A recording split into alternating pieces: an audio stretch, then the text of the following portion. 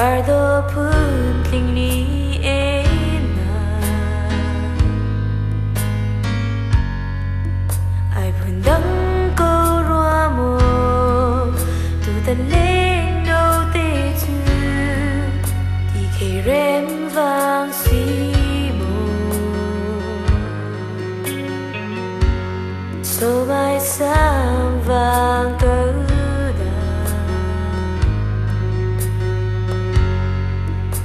chia va băng lên chia thủ đầu băng biết phang đô tỏa ra hơi cả tim tuần văn lên dư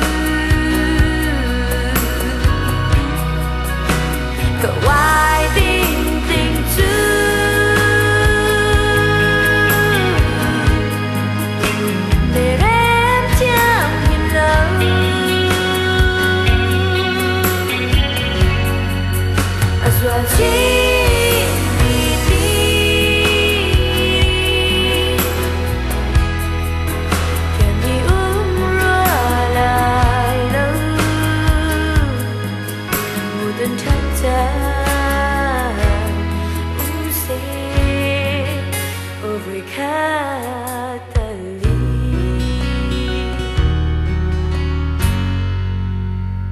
chim lá xì lên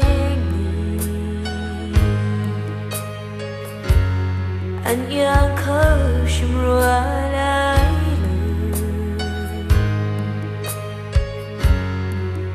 rồi lại đi ăn chim bằng chậm xì tin bằng cả rồi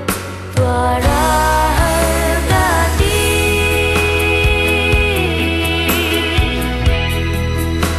tuần văn lên dư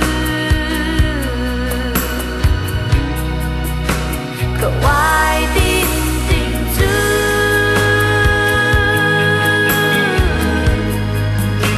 để rem chẳng hiền lâu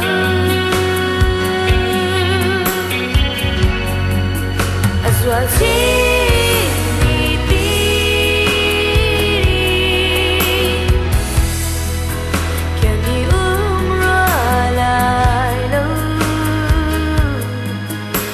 tuần chân ra sẽ ở với khát tali một tuần chân